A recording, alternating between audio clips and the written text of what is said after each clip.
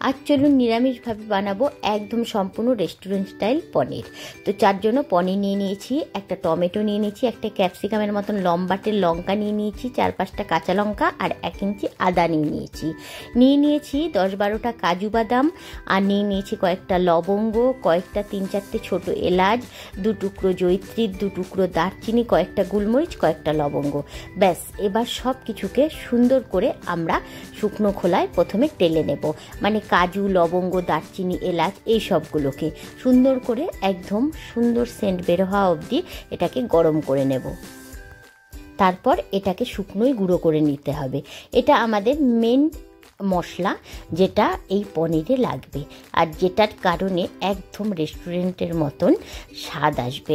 আরও কিন্তু অনেক কিছু উপকরণ আছে, ছোট ছোট টিপস দিয়ে আমি সেগুলো আপনার সাথে শেয়ার করব, সেই জন্য ভিডিওটা স্কিপ না করে পুরোটাই দেখবেন। এবার সুন্দর করে যখন এরকম কালার চলে আসবে, কড়াই থেকে নামিয়ে প্রথমে ঠান্ডা করতে দেব, আর সেই কড়াই কিছুটা রিফাইন অয়েল দিয়ে একটু লবণ দিয়ে সুন্দর করে পনিরগুলোকে হালকা ব্রাউন কালার করে ভেজে নেব। আপনারা এভাবে বানিয়ে দেখবেন, একদম রেস্টুরেন্টের মতন পনির তৈরি হয়ে যাবে নিরামিষের দিনে। কেউ খেয়ে বলবেই না এতে পেঁয়াজ রসুন নেই, অথচ এত সুস্বাদু হয়েছে পনিরটা।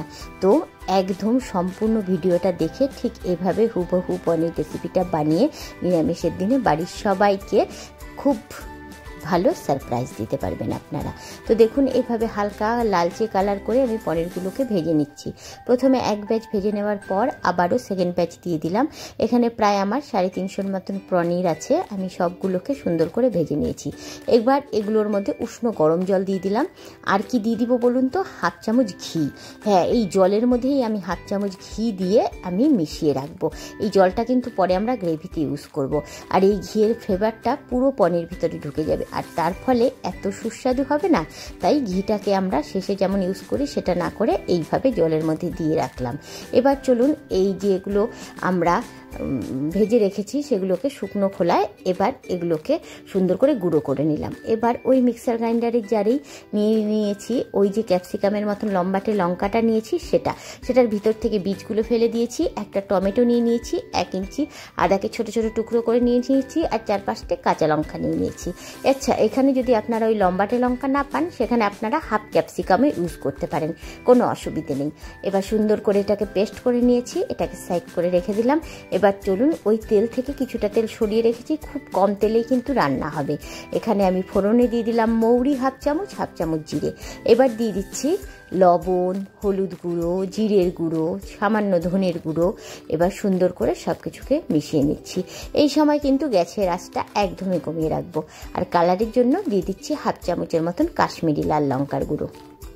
আচ্ছা, লঙ্কার গুঁড়োটা কিন্তু এইভাবে ইউজ করলে কালারটা খুব সুন্দর আসবে। আপনারা যদি পরে এই শুকনো মশলাগুলো অ্যাড করেন তাহলে কিন্তু কালারটা ভালো আসবে না। এবার শুকনো মশলাগুলোকে সব নেড়ে নিয়ে তারপরে যে টমেটো, আদা, লঙ্কার যে পেস্টটা করে রেখেছিলাম সেটার মধ্যে ঢেলে দিয়ে সুন্দর করে বেশ কিছুক্ষণ নাড়বো। মিনিট 5 গ্যাসের আঁচ কমিয়ে দিয়ে নাড়তে হবে। মিক্সার গ্রাইন্ডারে জারটা ধুয়ে অল্প একটু জলও ইউজ করে দিলাম এর মধ্যে। এবার সুন্দর করে নাড়বো যতক্ষণ অবধি একটু তেলটা বেরিয়ে না আসে। হালকা করে যখন তেলটা ছাড়তে শুরু করবে চারপাশ দিয়ে, তখন আমরা দিয়ে দিব এখানে 1/2 চামচের মতন চিনি। অবশ্যই চিনিটা অ্যাড করতে হবে, না হলে কিন্তু স্বাদটা প্রপার আসবে না, তাই চিনিটা অবশ্যই ইউজ করবেন। এবার আরও কিছুক্ষণ মশলাটা কষতে থাক, ততক্ষণে চলুন এবার ওই জলটার থেকে পনিরগুলোকে আলাদা করে নিই, কারণ আমরা জলটাকে আগে ব্যবহার করব, পনিরগুলোকে পরে দেব গ্রেভিতে। তাই দেখুন, পনিরটাকে আলাদা করে আমি জলটাকে আলাদা করে রাখলাম। এদিকে দেখুন, খুব সুন্দর যখন তেল ছেড়ে এসছে, তখন ওই যে কাজু আর ভাজা মশলাগুলো ছিল যার গুঁড়ো করে রেখেছিলাম সেটার মধ্যে অ্যাড করে দিলাম।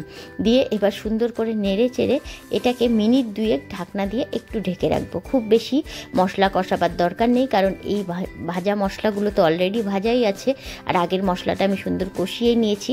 তাই মিনিট 2 একটু ঢাকা দিয়ে রাখবো, তারপরে এর মধ্যে ওই জলটা ইউজ করে দেব।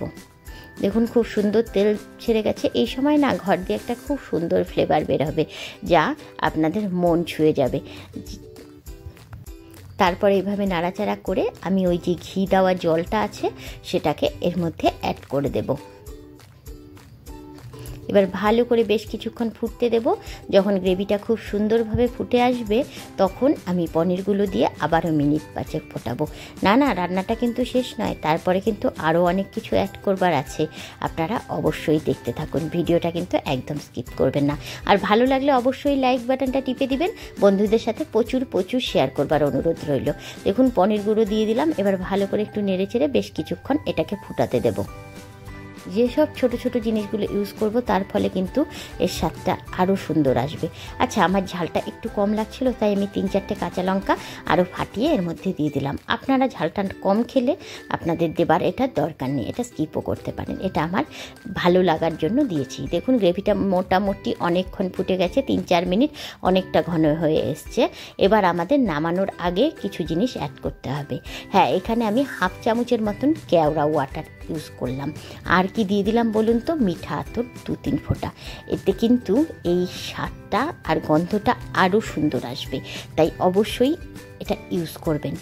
আর যদি রেস্টুরেন্টের মতন একদম প্রপার এভাবে বানাতে চান, তারপরে 1 চিমটি কাসুরি মেথি হাতে ক্রাশ করে নিয়ে আমি এটাকে ইউজ করলাম।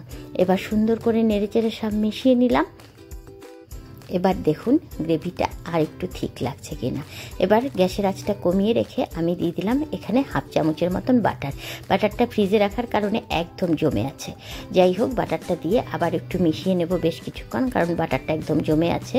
তারপর এটাকে আমাদের নামিয়ে নেবার পালা। খুব সুন্দর টেস্ট আসে। আপনারা এভাবে করে একবার নিরামিষের দিন খেয়ে দেখবেন, বাড়ির সবাইকে খাইয়ে দেখবেন, সবাই ভীষণ পছন্দ করবে। ফ্রাইড রাইসের সাথেও, পোলাওয়ের সাথেও ভালো লাগে, নর্মাল ভাতের সাথেও ভালো লাগবে। তো একবার অবশ্যই বানাবেন, অনুরোধ রইল। ভালো লাগলে অবশ্যই আমার চ্যানেলটিকে সাবস্ক্রাইব করে দেবেন যদি আমার চ্যানেলে নতুন বন্ধু হয়ে থাকেন তো। আর বন্ধুদের সাথে প্রচুর শেয়ার করবেন। ফেসবুক থেকে দেখলে পেজটিকে ফলো করতে একদম ভুলবেন না। দেখুন আমি প্লেটে সার্ভ করে দিয়েছি একদম রেস্টুরেন্টের মতন করে। ওপর দিয়ে একটু ফ্রেশ ক্রিম ছড়িয়ে দিলে আর কথা নেই, দেখতে একদম রেস্টুরেন্টের মতো পনির মশলা তৈরি হয়ে যাবে। তো একবার ট্রাই করবেন অবশ্যই। টাটা বন্ধুরা, বাই বাই।